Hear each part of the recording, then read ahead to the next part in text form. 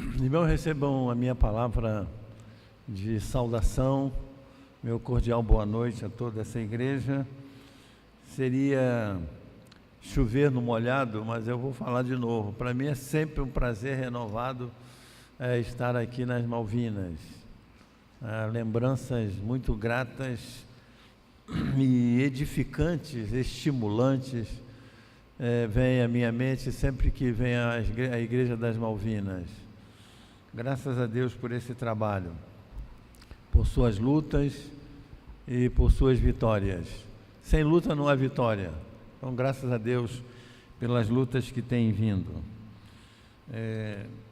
Eu vou, irmãos, tentar meditar com os irmãos nesta noite, em parte do texto que foi lido como leitura devocional. E quando ele foi lido aqui, eu falei, puxa, é parte do texto em que eu vou falar para os irmãos. Evangelho de João, capítulo 1, só que é a partir do verso de número 15. Foi também lido pelos irmãos. Os irmãos podem ficar assentados, por favor. Eu não vou fazer a leitura do texto. Gostaria que os irmãos ficassem com a sua Bíblia aberta e nós vamos seguir o texto, e na medida em que eu for falando eu vou ler ou todos ou alguns dos versículos, porque nós vamos considerar até o verso de número 42 desse capítulo 1. Então não vamos fazer a leitura, ela será feita naturalmente, na medida em que vamos falando. Nós vamos falar sobre esse testemunho de João, um fantástico testemunho de João. E esse testemunho, ele tem pelo menos 3 estágios, 3 momentos. E a Bíblia é clara nos títulos que temos, né, que os tradutores colocaram, esses títulos em negrito, né? Não é demais repetir que esses títulos não são inspirados. Por isso você pode ter numa versão um título X e noutra outro título. Aqui foi uma interpretação dos tradutores quanto ao contexto, aquilo que o texto diz. Eles não são inspirados, mas são de valor para nós. Tudo que o homem faz pode ter seu lado positivo e negativo. O lado negativo é que nós, às vezes, isolamos muito pedaços por causa desses títulos em negrito, e aí nos esquecemos do que vem antes e do que vem depois. Sempre temos, portanto, vem um título em negrito, seja ele qual for, portanto, é uma continuidade de algo que foi dito antes. Então eu deveria ir a esse algo que foi dito antes, para poder entender bem a mensagem. E geralmente nós isolamos, né?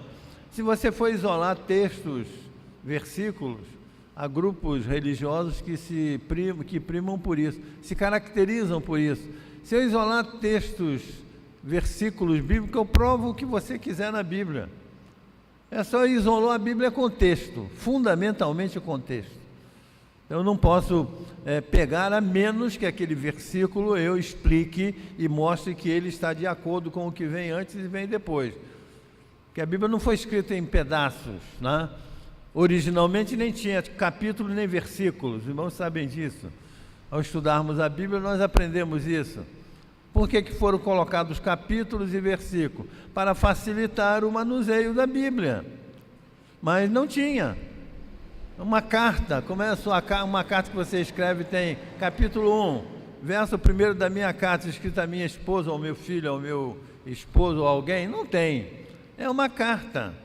Aí então tem os assuntos que vão sendo tratados, que por isso tem os parágrafos. Daí uma lembrança que fizemos hoje pela manhã aqui, no Salmo são as estrofes, nos livros outros da Bíblia são os capítulos. Quando começam os parágrafos, começa sempre com uma letra em negrito. E isso é fundamental, irmãos, para entendermos a palavra. Então, mas aí nós temos aqui a versão revista e atualizada no Brasil, prima por isso. E os títulos você pode olhar, realmente e eles fizeram isso com base naqueles 30 irmãos que trabalharam na língua original, nos textos originais. E aí nós temos um parágrafo realmente aí no verso 15, onde João testemunhou a respeito dele e exclama: este é aquele, etc. E João então vai falando, e eu gostaria de destacar aqui, do verso 1 até o verso 18, esteja com a Bíblia aberta aí, é a primeira declaração de João. E que declaração é essa? A divindade do Senhor Jesus. Nós sabemos que o Evangelho de João trata especialmente disso, né? Ele é diferente dos outros 3 evangelhos, nesse sentido, é chamado Evangelho do Espírito Santo. Você tem, já desde o início, revelações assim, profundamente teológicas, né? E você tem nos outros evangelhos chamados sinóticos, a descrição da genealogia, fulano gerou a fulano. João já começa, no princípio era o verbo estava com Deus e o verbo era Deus. Que alguns tradutores mal intencionados de determinados grupos tentam mudar, e mudam, porque eles torcem o texto bíblico aqui, e dizem: no princípio era o verbo estava com Deus e o verbo era Deus. No princípio era a palavra, e a palavra estava com o Deus, e um Deus era a palavra. Está errado, completamente errado. Deus aqui nesse versículo 1 é um adjetivo, é um substantivo adjetivado. Ele está classificando o verbo. O verbo é Deus. Então veja, o verbo é que é o sujeito. Por isso essa versão que diz e um Deus era a palavra está errada, porque um Deus aqui nesse versículo 1 não é sujeito. Sujeito é o verbo, ou a palavra, pode traduzir palavra, não tem problema. Mas o sujeito é ele, porque pela construção da língua original. E aí, não, mas Deus é Deus, e um Deus era, não tem nada de um. E é o que eu falei aos irmãos pela manhã que estavam, né? É um conhecimento pela metade de uma verdade, que é a mesma coisa que ser mentira, porque não existe verdade pela metade. Verdade ou é ou deixa de ser, ou é ou não é. Não há verdade pela metade. Então, vejam, João vai falar a primeira declaração dele. E é interessante que o João do verso 1 é o João evangelista, João autor. O João daqui é o João Batista, que era parente em termos materiais e humanos de Jesus. Então vejam, ele veio, precursor. E a posição de João, as declarações que João faz, irmão, nesse texto, são fantásticas para nós, mostrando o entendimento da sua missão. A minha missão é essa. O Salvador é aquele. Eu sou outro, eu sou João. E aí ele diz: ninguém jamais viu a Deus. É o primeiro testemunho dele sobre o Verbo, sobre Jesus. O Deus unigênito que está no seio do Pai é quem o revelou. Então, que Deus unigênito é esse? É o Senhor Jesus, aquele de quem ele testemunha, que está no seio do Pai é quem o revelou. Então ele declara em primeiro lugar a divindade de Jesus. Jesus é divino, é o Deus que se fez homem, para horror dos inimigos da vida, da doutrina cristã, né? Para desespero dos adeptos das religiões pagãs. O paganismo era uma religião. Os gregos tinham religião e mais religiões. O paganismo era uma religião. Então eles aceitavam e vejam que Deus jamais se tornaria um ser humano, jamais assumiria uma forma humana, porque para eles a matéria é podre, a matéria é estragada, não vale nada. Então jamais um ser divino se misturaria com as coisas humanas, jamais. Por isso eles dizem que Jesus é uma das emanações de Deus, não era Deus. Há várias, mais de uma dezena de emanações de Deus. Emanação é um modo de Deus se revelar. Então Jesus seria uma das emanações de Deus, mas não o Deus que se tornou homem. Por isso que ele revolucionou o mundo, e o mundo da época ficou abismado, eu e o Pai somos um, e aos seus próprios discípulos. Por quê? Porque eles estavam acostumados com a doutrinação do mundo. E era a doutrina de Israel. Deus é o nosso Deus, e jamais os judeus aceitaram Jesus como sendo Deus. Por quê? Porque para eles Deus jamais, então era de um lado a religião dos pagãos e do outro lado o judaísmo, contra essa ideia de o Senhor Jesus ser o Deus que se tornou homem. E aí João usa inclusive aqui uma palavra que os autores, os exegetas bíblicos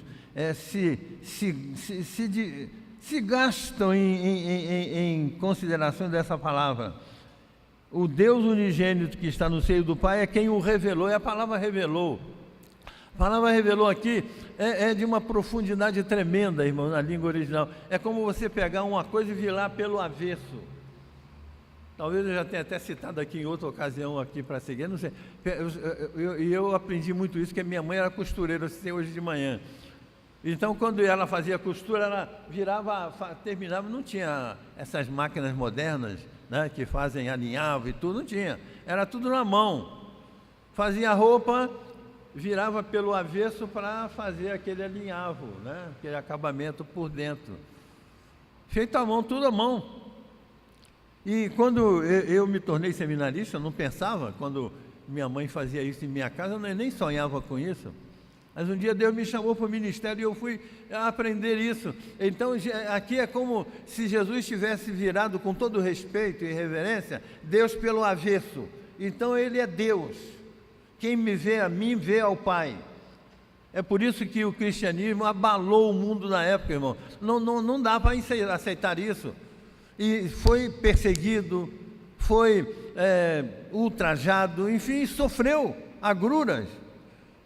O Deus que se tornou homem, que era chamado de seita, inclusive. O cristianismo era mais uma seita. Que seita é essa? E no livro de Atos nós vemos isso. Quando aquelas autoridades que prenderam a Paulo, um falando para o outro, eles mostram ali claramente, eu não vou descer esse detalhe por causa do tempo, então mostram que para eles era mais uma seita. Porque brotava a seita a cada momento. Os judeus tinham mais de uma dezena. Algumas são citadas na Bíblia, as outras não. Né? E como saduceus, como uma série de outros. Então, mas outras não eram citadas. Cada momento surgia uma seita no mundo antigo. E Jesus Cristo veio, né? E sobre esta pedra, disse depois da declaração de Pedro, edificarei a minha igreja, e edificou, e uma igreja, e algo diferente, tão diferente do mundo, que permaneceu até hoje. Se eu fosse citar aqui alguma dessas seitas que existiram, talvez alguns irmãos aqui nunca nem tenham ouvido falar nelas. Existiram, tinham adeptos, mestres, pregadores, acabaram-se, tornaram-se poeira, sumiram no tempo. E o cristianismo, que começou com cerca de 120 pessoas, antes com Cristo, ele edificaria a minha igreja, e Atos você vai lá, olha, era cerca de 120 que estavam reunidos, quando houve a descida do Espírito Santo. Abalou o mundo. Em 3 séculos, passou de cerca de 200 mil pessoas para 8 milhões no mundo. Por isso que o mundo ficou abalado. As autoridades do Império Romano ficavam intrigadas com essa seita. Que seita é essa? Quem é que mantém? De onde é que vem o dinheiro desse povo? E um grande historiador francês conta a história de uma autoridade romana que mandou um autor que veio a se tornar literato na literatura latina, bem conhecido no mundo, para saber o que está acontecendo com aquele povo, né? É uma região, inclusive, citada na Bíblia. E ele foi lá e ele disse que ele não viu nada. O que ele viu foi um grupo de pessoas numa reunião promíscua, porque eram homens e mulheres, e liam um livro, cantavam hinos e saíam depois. Não viu nada. Um outro que questionou a igreja quanto a de onde é que vem o dinheiro de vocês para manter tanta gente, ajudar tantas pessoas? Como é que você quer a igreja, irmão? A igreja fazia o mundo se calar. O que a igreja fazia de auxiliar a pobres e necessitados. Era algo assustador que a igreja fazia. De onde é que vem o dinheiro? E o emissário do imperador foi a um dos diáconos da igreja. E ele então disse, marcou um dia, eu vou mostrar para vocês de onde vem a nossa riqueza. E levou e quem conta isso é um grande historiador, né, historiador francês, que não é cristão evangélico não, já falecido, né? Então, ele mostra, marcou o encontro, a autoridade veio, e ele foi, então levou a um pátio, um portão grande, abriu o portão e mostrou, aqui está a nossa riqueza. Eram dezenas e dezenas, centenas, irmãos, de pobres, de aleijados, de necessitados, de gente miserável que a igreja mantinha, que a igreja ajudava. Merle d'Aubigenet, um grande historiador, conta fatos que eu já citei aqui mais de uma vez esse autor, creio, eu nunca li num livro de história eclesiástica, evangélico, nunca li. Coisas fantásticas sobre o que a igreja fazia, que abalou o mundo da época. Então, por quê? Porque foi esse Jesus, esse Deus que se tornou homem. Por isso que ele fez coisas que são inenarráveis, que fazia com que os inimigos se calassem. E, irmãos, hoje, a igreja pode fazer a mesma coisa? Pode. Alguns aventureiros estão aí querendo fazer milagre. E o próprio Jesus mostra em alguns textos, que eu não vou poder citá-los aqui, que não é isso. Através de vida, a igreja abalou o mundo primitivo, irmão, foi pela vida do povo. É a vida dos crentes. Os que se convertiam eram ateus, eram idólatras, então tiravam os ídolos, passavam a viver uma vida diferente. Mesmo sendo subjugados e perseguidos pelas autoridades, mas se tornavam... O que aconteceu com esse povo? Historiadores, alguns falam sobre isso. Não é possível, esse camarada era beberrão conosco, fazia isso, fazia aquilo, mudou a vida. Que história é essa? Adorava o Deus tal, agora está com esse tal de Jesus, um Deus invisível. Que história é essa? Irmãos, isso está na história da igreja. Então é só a igreja viver isso, ser diferente do mundo. Por isso que a igreja foi chamada para ser santo. Israel foi chamado também para ser santo, mas não foi santo. E a palavra santo na língua original do Novo Testamento e do Antigo significa diferente. Santo não é andar todo cheio de não, com a biblinha de baixo, não é isso não. Coisas externas. Santo é ser diferente. Hoje está no Antigo Testamento, está cheio de texto sobre isso. Fosse chamado para ser de santos. O que é ser santo? É ser diferente. E nós às vezes falamos muito na palavra santo, mas qual o significado, a ênfase que damos? A ênfase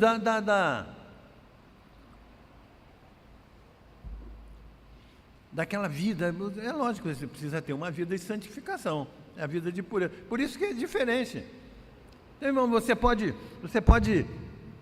viver com alguém, você vive com irmãos seus, incrédulos, amigos seus, mas você não faz o que ele faz, não vai onde ele vai. Então você tem que ser diferente, vai viver com ele, sem dúvida nenhuma. E a diferença vai ser registrada no momento em que ele notar que você não faz o que ele faz. Eu tenho várias experiências nesse sentido de pessoas. Você é tão legal, como a gente gosta tanto de você, mas você não faz diferente. Por quê? Porque não ia no mesmo lugar que eles iam, não fazia as mesmas coisas que eles faziam. Então, quando a igreja é diferente, irmãos, acontece o que aconteceu no mundo da época. Em 300 anos, 2 para 3 séculos, passou de 200 mil para 8 milhões de habitantes, de seguidores no mundo romano. Então espantou, porque foi vida, não foi milagre. Aí alguns chegam hoje, porque foi feito milagre. Não foi. E Jesus, na parábola do rico e Lázaro, deixa isso bem claro. O que o rico quis? Vá lá, que Lázaro vá lá para dizer para os meus, que aí eles vão se converter. Aí qual foi a resposta? Eles têm quem? Moisés e os profetas, ouçam-nos. Então a palavra. Vejam, irmãos, a ênfase na realização de milagres é a filosofia de evangelização do inferno. É do inferno, porque foi lá no inferno que o rico disse. Se um ressuscitado chegar lá e disser, então todo mundo vai se converter. E aí o que o Senhor disse? Que eles tinham a palavra. É a palavra, irmãos. Então é a palavra pregada e vivida. Esse é o grande problema da igreja no nosso mundo. O pastor acha que ele é o correto, que a nossa igreja... Não tem nada a ver disso não, irmão. Eu tenho uma parenta no Rio que disse para terceiro, para mim não, mas teria dito para terceiro, o tio parece que acha que só ele que é certo. Não é só ele que é certo, é a verdade bíblica. Qual o resultado da igreja hoje, irmão, no mundo? Em todo lugar, qual é?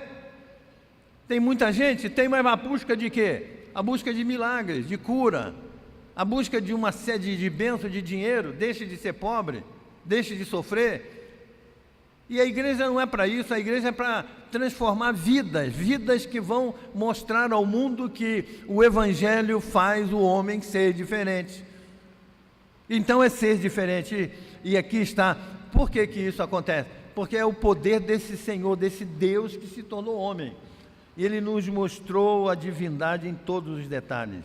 E João faz essa primeira declaração, que Jesus é Deus, o Deus que se tornou homem e habitou entre nós.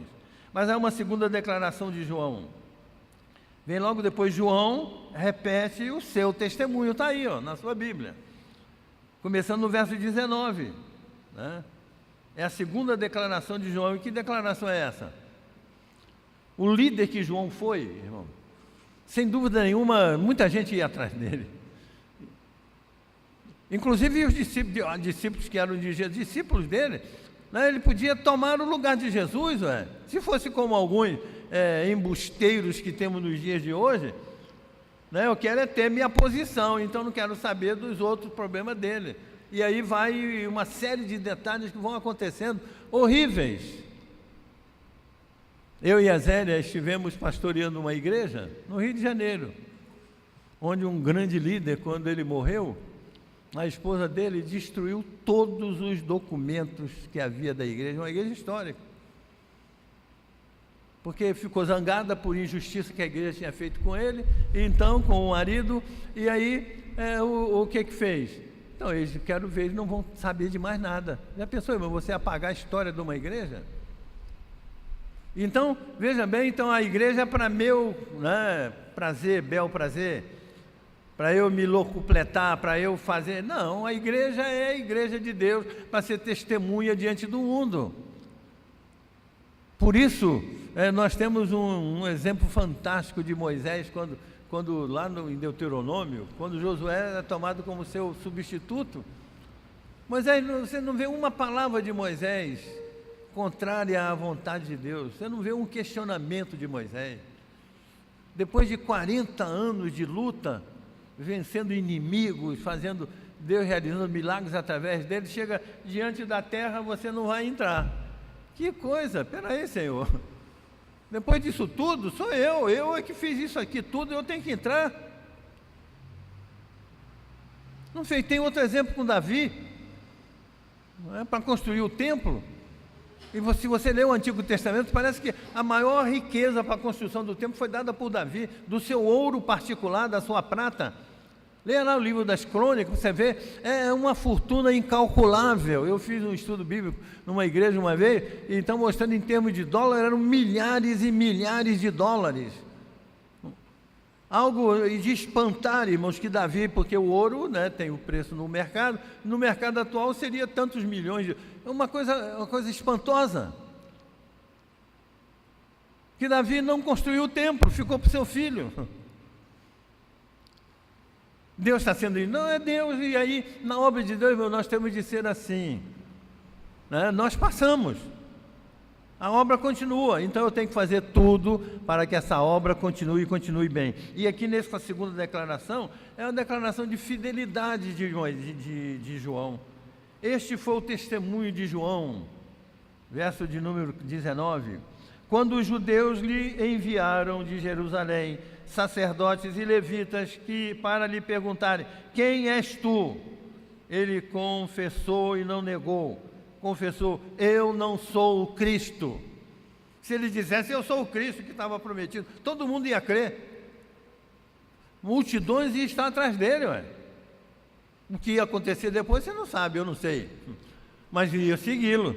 Eu não sou o Cristo. Então lhe perguntaram: quem és, pois? És tu Elias? Ele disse: não, não sou. És tu o profeta? Respondeu: não.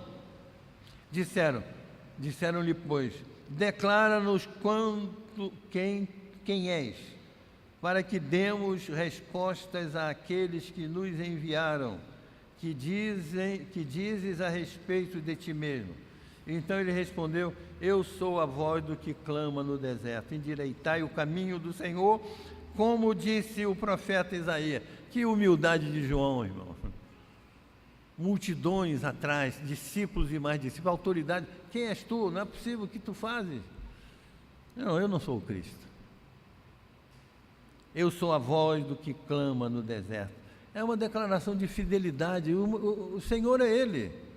Minha igreja cresceu, construímos um grande templo, compramos tais e tais terrenos, fizemos isso, isso e aquilo. Fizemos não, o Senhor foi que fez, é Ele. Honras e glórias a Ele somente.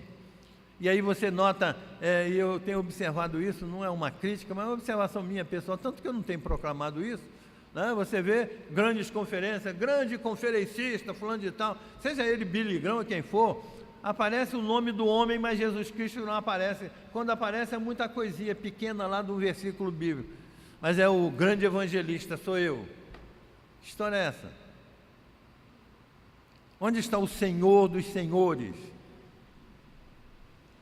Onde está o Deus que se fez homem? Eu já vi campanhas evangelísticas tão grandes, mas tão grandes de abismar, mas o nome de Jesus Cristo mesmo estava longe e você nem ouvia falar nele. Então, irmãos, Jesus Cristo é o Senhor de todos. Ele é o Senhor absoluto, e por isso é que João faz essa declaração de fidelidade. Eu sou a voz do que clama no deserto.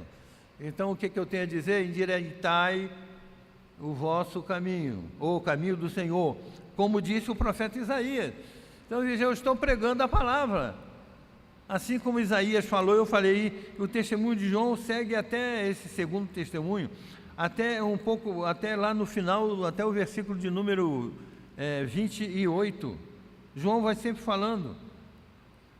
Então, ora, os que haviam sido enviados eram entre os fariseus. Olha, fariseus eram os senhores da religião na época judaica, e perguntaram: então, por que batizas se não és o Cristo, nem Elias, nem o profeta? Respondeu-lhe João: eu batizo com água, mas no meio de vós está um, ou está quem vós não conheceis, o qual vem após mim, do qual não sou digno, olha, irmãos, a humildade de João, de desatar as sandálias, as correias das sandálias. Estas coisas se passaram em Betânia. Após mim vem um, eu não sou digno nem de desatar as correias da sandália dele. Irmão, que era a coisa das pessoas mais humildes. Os senhores, né, tinham suas casas, por isso que tinham lava-pés.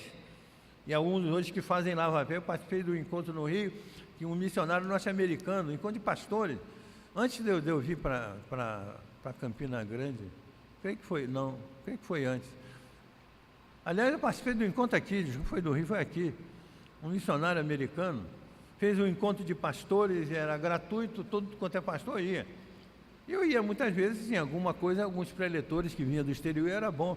E então, num dia lá, eu fiquei desconfiado, cadeiras colocadas uma de frente da outra, toalhas colocadas na cadeira, e que negócio, de repente aí colocaram bacias de água entre as duas cadeiras. Aí convidaram os pastores para um senta numa cadeira aqui, outro na cadeira aqui, um aqui, outro aqui, outro aqui, outro aqui, assim. e a bacia no meio. Aí o colega colocou o pé na bacia e eu tive que lavar o pé dele, ele lavou o meu pé. Irmãos, veja, eu só não me levantei na hora porque ia criar a maior confusão lá. Eu ia dizer para meus irmãos, me desculpem, mas isso aqui é uma comédia. Por que tinha esse lava-pés? Porque o indivíduo andava na estrada, né, sujava os pés, era tudo de areia, de barro. Então tinha as autoridades, os empregados, pobres coitados não, se eram bem remunerados, eram empregados. Você chegava, o visitante chegava, tinha a bacia para ele botar o pé e lavar. Quem é que lavava ele? Um visitante? Não, o empregado lavava tudo direitinho. Aí alguém quer fazer isso na igreja. Jesus disse isso, usou essa figura para mostrar a figura da humildade. Você não é digno de... Foi Pedro, né? Então não tem nada a ver, Jesus não ensinou isso. Esse era um costume, não era da igreja, era costume do mundo antigo. Todo mundo fazia isso, incrédulo, não incrédulo, desde que tivesse dinheiro. O pobre que não podia pagar empregado não fazia isso, né? Tinha empregado só para lavar os pés dos visitantes, não, só para quem tinha dinheiro. Aí vai alguém e faz isso na igreja. O lava-pés, aí a igreja romana tem uma cerimônia de lava-pés, mas não tem nada a ver com o ensino de Jesus, irmão. Tem nada a ver, você não encontra um versículo na Bíblia onde Jesus esteja ensinando isso. Ele só diz que é um símbolo de humildade. Por quê? Porque é gente simples que está lá. Não são os ricaços, né?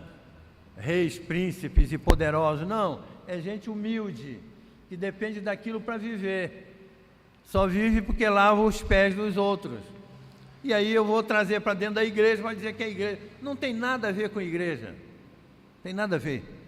Então, vejam bem, irmãos, João faz uma outra declaração, a terceira e última. Começa no verso 29. No dia seguinte, veja aí, viu João a Jesus, que vinha para ele, e disse: eis o Cordeiro de Deus que tira o pecado do mundo. É este a favor de quem eu disse: após mim vem um varão que tem a primazia, porque já existia antes de mim. Jesus nasceu depois de João, não foi? Como é que já existia antes? Porque ele está se referindo aqui. É o Deus homem, né? Jesus Cristo. Eu mesmo não o conhecia, mas a fim de que ele fosse manifestado a Israel, vim, por isso, batizando com água. Tá certo? Então, a terceira declaração de João é o reconhecimento, não só diante dos que vieram questioná-lo, ele diz: não, eu não sou o Cristo, mas diante do próprio Cristo.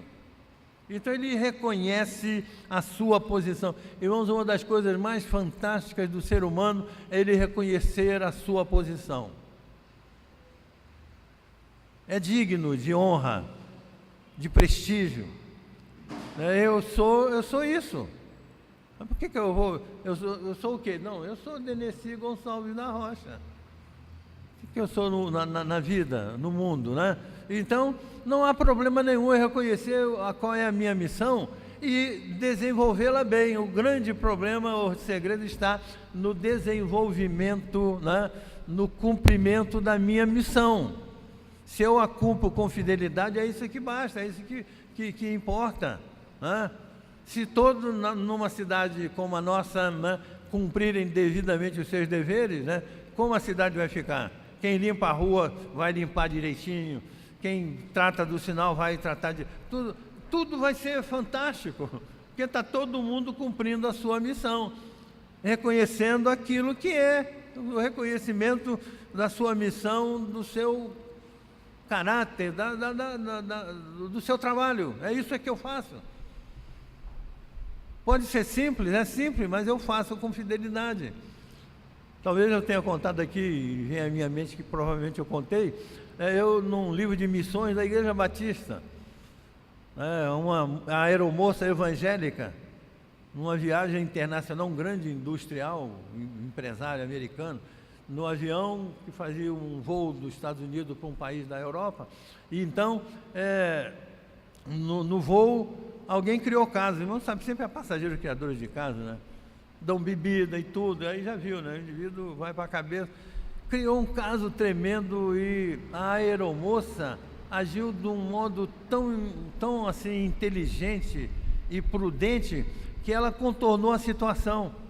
O camarada criava casa com todo mundo. E o voo chegou em paz ao destino. Na saída, esse grande empresário norte-americano chegou para a irmã e disse assim, não sabia que era irmã, eu queria saber qual o número da sua matrícula na aviação. Eu vi a sua modo, o modo de você agir, foi fantástico, eu fiquei admirado com a sua ação, você colocou em paz o nosso voo, para que nós chegássemos aqui. Eu queria saber o número da sua matrícula na empresa. Sabe o que a irmã disse? Meu senhor, eu agradeço muito o seu interesse e o que o senhor está querendo fazer, mas eu gostaria só de dizer ao senhor que eu não vou lhe dar o número da minha matrícula, porque eu trabalho para o meu Senhor Jesus. Tudo que eu faço na minha vida, no meu trabalho, na minha casa, em todo lugar, eu estou fazendo para Jesus Cristo, que é o meu Senhor. Por isso eu procuro fazer da melhor maneira possível. E o camarada pediu desculpa, né? Baixou a cabeça e foi embora. Então veja, irmão, já pensou se a empresa, a direção da empresa sabe o que aquela moça fez naquele avião? Como ela iria subir de cargo e de posições lá nessa empresa? Ela disse, eu trabalho para o meu Jesus.